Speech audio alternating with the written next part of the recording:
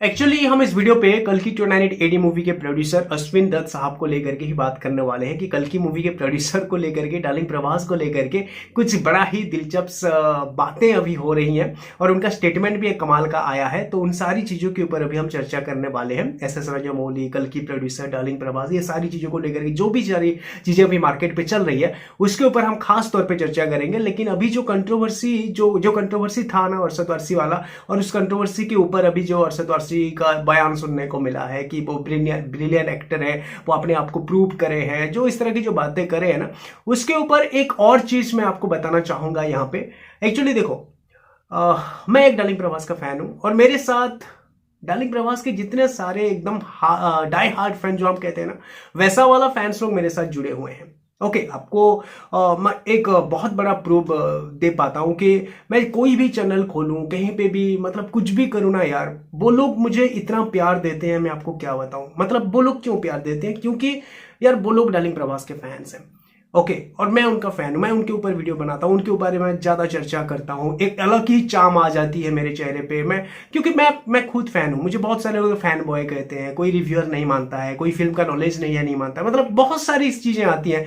लेकिन मैं चाहता हूं कि यार मैं ओरिजिनली रहूंगा और ओरिजिनल तरीके से जो कुछ भी होगा मैं करूंगा। ओके, तो वो सारी चीजें होती हैं और वो जो डार्लिंग प्रभास के लिए मेरी जो एक है, जो मैं उनका एक बहुत बड़ा फैन हूं, तो वो चीज के लिए ना मुझे डार्लिंग प्रभास के फैंस लोगों से बहुत सारा प्यार मिलता है। मैं कहीं पे भी किसी भी पोस्ट के ऊपर, चाहे वो यूट्यूब हो, इंस्टाग्राम हो, कहीं पे भी एक लाइक कर दूं, एक कमेंट कर दूं, तो उसके ऊपर इतने सारे कमेंट्स आते हैं मुझे कि भाई कमल भाई आप भी आ गए, मतलब बहुत सारा प्यार मिलता है। तो उनके साथ मैं एकदम से जेन्युइनली अंदर से, मतलब उनकी दिल की गहराइयों से मैं जुड़ा हुआ हूं। ओके, तो मैं वहीं से जानता हूं अच्छी तरह से कि कल की मूवी में डार्लिंग प्रभास को जिस तरह से प्रेजेंट करे हैं नाग अश्विन साहब, मतलब लास्ट के आखिर के 10 मिनट को छोड़ देने के बाद पूरी फिल्म में डार्लिंग प्रभास को जिस तरह से प्रेजेंट करे हैं, डार्लिंग प्रभास के फैंस लोग ना भाई उतना खुश नहीं है जितना सलार मूवी में खुश थे। मैं जितना जानता हूं डार्लिंग प्रभास के फैंस लोगों को, उनके हिसाब से मैं आपको बता रहा हूं, बाहुबली के बाद, साहो मूवी के बाद डार्लिंग प्रभास को सलार मूवी में ही वो लोग बहुत ज्यादा पसंद करते हैं। सलार मूवी का देवा कैरेक्टर को ही बहुत ज्यादा पसंद करते हैं। बाकी सारी फिल्मों में उतना नहीं, और कल की मूवी में उतना भी नहीं करते, भैरवा कैरेक्टर को उतना वो लोग नहीं कर पाते हैं। आखिर में करे हैं, आखिर में जब वो दिखाया गया है, वो जो 10-15 मिनट तक का जो गुस्बम एलिमेंट, और पार्ट 2 के लिए सब लोग बहुत ज्यादा एक्साइटेड है। पार्ट 2 में बहुत ही कमाल का होगा, ये बस ट्रेलर था, पार्ट 2 में सब कुछ होगा। तो वो चीज को लेकर के है। तो वो जो स्टेटमेंट था एक्चुअली अरशद वारसी का, एक्चुअली उसी दृष्टिकोण से देखें तो वो एक हिसाब से डार्लिंग प्रभास के फैंस लोगों का ही स्टेटमेंट की जैसा ही है कि डार्लिंग प्रभास का कैरेक्टर जो है कल की मूवी में अच्छा नहीं लगा था, उनको और भी ज्यादा खतरनाक तरीके से दिखाना चाहिए था। वो जोकर वर्ड बोल दिया यार, वो छोड़ो, है ना, वो बोल दिया ना, वो अलग बात है, वो जो बोल दिया ना वो उनकी गलती है। लेकिन जो कैरेक्टर को जो बोले ना, कैरेक्टर मुझे पसंद नहीं था, वो चीज जो है वो एक्चुअली प्रभास के फैंस लोगों को भी वो कैरेक्टर उतना पसंद नहीं आया है। ओके, तो उसी हिसाब से देखा जाए तो वो कंट्रोवर्सी उतना बड़ा और इतना ये सब कुछ नहीं था। लेकिन कंट्रोवर्सी बड़ा इसलिए हुआ कि हेटर्स लोग इसको फैलाने लगे और अरशद वारसी को सही बताने लगे, और सच में प्रभास एक जोकर है, मतलब इस तरह की बात करने लगे, और हेटर्स इस बात को बहुत ज्यादा फैलाए, तभी ये कंट्रोवर्सी बहुत बड़ा हो गया और अरशद वारसी को बहुत ज्यादा हिट मिल गया। अरशद वारसी के नाम पे बहुत सारी चीजें हुई और डार्लिंग प्रभास के फैंस लोग भी भड़क गए। ठीक है, लेकिन सही है, कोई बात नहीं, अभी इसका खुलासा हो चुका है। अरशद वारसी आकर के बोल भी दिए हैं कि बहुत ही अच्छा वर्ड भी बोले हैं, साउथ फिल्मों को लेकर के भी बोले हैं, और अभी कंट्रोवर्सी मतलब वो तो खत्म हो चुका था, अभी अरशद वारसी की तरफ से भी खत्म हो गया सब। आखिर में एक चीज मैं जरूर कहना चाहूंगा कि यार देखो, सब लोगों को पता है, सभी को पता चल जाता है, सब कुछ अभी ओपन हो रहा है, सोशल मीडिया इतना स्ट्रांग है कि कौन क्या है, कैसा कर रहा है, अपने स्टैडम, अपना फिल्म, कौन किस तरह का फिल्म लेकर के आ रहा है, फिल्म में कैसा काम कर रहा है, क्या कर रहा है। ओके, किसको लोग ज्यादा इंतजार करके बैठे हैं, कौन बॉक्स ऑफिस पे खतरनाक सुनामी लेकर के आ रहा है, वो सारी चीजें ना लोगों से छुपा नहीं है, सब लोग अभी वाकिफ है उससे। कोई भी कुछ गलत कर भी देगा तो भाई पकड़ा जाता है वो, उसको मतलब सभी को पता चल जा रहा है। ऐसा नहीं है कि कोई हेटर्स कहां पे नेगेटिविटी फैला देगा तो उसका कुछ होगा, नहीं, ऐसा कुछ नहीं होने वाला है। जो सच है सच है। ओके, अभी हम बात करते हैं नाग अश्विन जी के बारे में। नाग अश्विन जी कहते हैं कि डार्लिंग प्रभास अगर फिल्म में हीरो है तो 600-700 करोड़ कुछ भी नहीं है, कोई भी डायरेक्टर अपनी कहानी में लगा देगा। ओके, वहां पे मतलब वो जो कहानी है कि किस तरह की कहानी है, कोई रिलीजियस है क्या, है भगवान के ऊपर है क्या, अलग कोई स्टैडम है क्या वहां पे जो पब्लिक मास ऑडियंस आएंगे फिल्म को देखेंगे, ऐसा कुछ है क्या, वो बिल्कुल नहीं सोचेगा। वो सोचने का जो जो जो एक है ना, वो रेट जो है ना वो कम हो जाएगा। वो देखेगा कि प्रभास अगर है तो मैं ले लेता हूँ ये कहानी और ये फिल्में बना देता हूँ।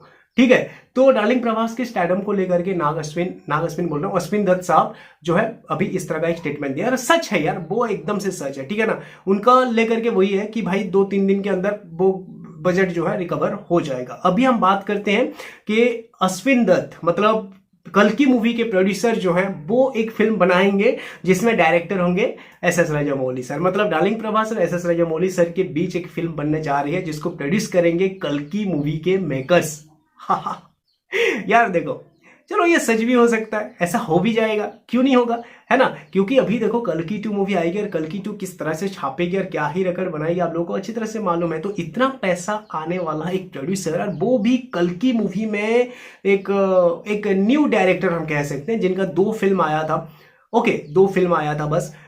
तो एक ऐसे एक न्यू डायरेक्टर को लेकर के अगर 600 करोड़ तक का कलेक्शन दे सकता है, मतलब सॉरी 600 करोड़ तक का बजट लगा सकता है और उसको मल्टी पार्ट्स में बनाने के लिए भी राजी हो सकता है, तो वो डायरेक्टर के पास वही हीरो भी है, प्रभास भी है और मतलब बहुत मतलब अभी इतना बड़ा सक्सेस भी मिला है, पैसा भी है, तो एस.एस. राजामौली को लेकर के वो एक फिल्म क्यों नहीं बनाएंगे भला। ओके, तो ये हो भी सकता है। अगर ये हुआ तो भाई कमाल का होगा। 1500 करोड़ बजट वाली फिल्म आप जरा समझ लो। ओके, तो यहां पे बात होती है कि बाहुबली 3 आएगी क्या। तो भाई देखो, बाहुबली 3 तो वो नहीं बनाएंगे। ओके, अगर बनाएंगे भी तो वो प्रोड्यूसर के साथ मिल करके बनाएंगे कि बाहुबली 3 को चलो 1500 करोड़ में बनाते हैं। लेकिन मैं यहां पे एक और बात सोचता हूं, बाहुबली ही क्यों, बाहुबली ही क्यों। आप जरा सोचो कि एस.एस. राजामौली अगर डार्लिंग प्रभास के साथ मिलते हैं और बाहुबली ना होकर के कोई और कैरेक्टर को लेकर के आते कि डार्लिंग प्रभास का कोई और कैरेक्टर है, बाहुबली को छोड़ करके एक और कैरेक्टर है, तो वो कैरेक्टर क्या होगा। और वैसे भी डार्लिंग प्रभास के लुक वगैरह अगर हम देखें, उनकी बॉडी स्ट्रक्चर वगैरह देखें, आप जरा याद करो सलार मूवी को। ठीक है ना भाई, एस.एस. राजामौली की बात ना, अगर कोई डार्लिंग प्रभास को एकदम से खूंखार खतरनाक तरीके से प्रेजेंट किया है ना, तो वो है प्रशांत नील। अब सलार मूवी में देखो, अभी भी कई सारे पिक्चर, कई सारे पोस्टर सलार मूवी का वायरल होता है, क्या ही प्रेजेंट करे थे यार डार्लिंग प्रभास को, है ना। तो आप जरा वो कैरेक्टर को सोचो, और वैसा वाला डार्लिंग प्रभास का भी स्ट्रक्चर है कि बड़ी अभी मतलब उनका ये शरीर जो ना बहुत अभी और भी ज्यादा विशाल काय हो गया, बाहुबली से भी बड़ा हो गया है। ओके, तो उनका चेहरा भी अभी बहुत ही खतरनाक खूंखार लग रहा है। तो वैसे वाले चेहरे के साथ, वैसे वाले कैरेक्टर, वैसे वाले डार्लिंग प्रभास के साथ अभी जैसा लग रहा है डार्लिंग प्रभास, ऐसे वाले डार्लिंग प्रभास को लेकर के एस.एस. राजामौली सर किस तरह की कैरेक्टर निकाल करके लेकर के आ सकते हैं जो कि बाहुबली नहीं होगा, जो कि बाहुबली नहीं होगा। बाहुबली तो हम देख चुके हैं विंटेज प्रभास के साथ, अभी वाले प्रभास के साथ एस.एस. राजामौली कौन सी कैरेक्टर लेकर जाएंगे और उसका लुक कैसा होगा। अगर ये आप सोचते हो ना, वो भी अश्विन दत्त जैसे प्रोड्यूसर जो कि पैसे को पानी की तरह बहा देंगे, ओके, तो वो फिल्म कैसा बनेगा। ओके, तो अगर इस एंगल से अगर हम सोचें, कि एस.एस. राजामौली एक न्यू कैरेक्टर में डार्लिंग प्रभास के साथ काम करने जा रहे हैं, तो भाई बाहुबली 3 से भी ज्यादा एक्साइटमेंट लेवल इसके लिए बढ़ती है कि भाई बाहुबली में तो हम देख लिए कि डार्लिंग प्रभास को कैसे प्रेजेंट करेंगे एस.एस. राजामौली, एक और नई कैरेक्टर में उनको कैसे प्रेजेंट करेंगे भाई, और वो कैसा होगा, एक और कैरेक्टर जिंदा हो जाएगा। क्योंकि अभी का डार्लिंग प्रभास और बाहुबली टाइम के डार्लिंग प्रभास में बहुत ज्यादा डिफरेंस है, आप लोगों को अच्छी तरह से पता है। तो अभी वाले डार्लिंग प्रभास को एस.एस. राजामौली कैसे प्रेजेंट करते और किस तरह का एक हीरो होता है, जरा सोचो। ओके, खैर ये तो एक सपने की तरह है कि कल्कि के मेकर्स मिल करके एक फिल्म बना रहे हैं जिसके डायरेक्टर ये एस.एस. राजामौली होंगे, हीरो डार्लिंग प्रभास होंगे। अगर ऐसा हुआ तो बहुत ही ज्यादा कमाल धमाल हो जाएगा। या फिर वो महाभारत ही है जहां पे अश्विन दत्त पैसा लगा रहे हैं, क्योंकि महाभारत जब बनेगा तो इसमें बहुत सारे प्रोड्यूसर जुड़ेंगे। ऐसा नहीं है कि एक ही प्रोडक्शन हाउस में बनेगा, एक ही प्रोड्यूसर आएगा, एक ही इंसान पैसा लगा, ऐसा नहीं है, बहुत सारे लोग पैसे लगाएंगे। और महाभारत जो है मतलब एक ऐसा फिल्म होगा जिसको हम नहीं कह सकते कि इसी बैनर तले बन रही है, उसी बैनर तले बन रही है। वो एक प्रॉपर मतलब कमाल की फिल्म होगी, एक प्रॉपर इंडियन सिनेमा होगी। इंडियन सिनेमा का मतलब हम अभी ऐसा समझते हैं कि लैंग्वेज हिसाब से कि हाँ बहुत सारे लैंग्वेज में रिलीज हुआ तो ये इंडियन सिनेमा है, 5 लैंग्वेज में रिलीज इंडियन सिनेमा, ऐसा नहीं। मतलब पैसा लगाने के हिसाब से कि Hindi producer, Telugu producer, Tamil producer, बहुत सारे लोग मिल करके बहुत सारा पैसा लगाएंगे और वो महाभारत फिल्म होगा। तो महाभारत भी हो सकता है, वो भाई क्या पता। ओके, तो महाभारत बनाने के टाइम पे एस एस राजामौली के साथ अश्विन दत्त भी जुड़ेंगे जो कि पैसा लगाएंगे, ऐसा भी हो सकता है। खैर, लेकिन मैं बहुत ज्यादा एक्साइटेड हो जाता हूं इस बात को लेकर के कि S S Rajamouli darling Prabhas को लेकर के अभी एक और फिल्म बनाए जिसमें एक नया कैरेक्टर आए जो कि अभी वाले डार्लिंग प्रभास को प्रेजेंट करे एस एस राजामौली। तो वो कैरेक्टर कैसा होगा, मैं ये जब सोचता हूं तो बाहुबली 3 से भी मेरी एक्साइटमेंट लेवल और भी ज्यादा बढ़ जाती है कि वो फिल्म को देखने के लिए। ओके, क्या आप ऐसा सोचते हो कि अश्विन दत्त जैसे एक प्रोड्यूसर पानी की तरह पैसा बहाए, जिस फिल्म को डायरेक्शन दिए एस एस राजामौली सर, और डार्लिंग प्रभास के अंदर से एक और कैरेक्टर को वो निकाल करके लाए जो कि बाहुबली नहीं होगा? कमेंट करना।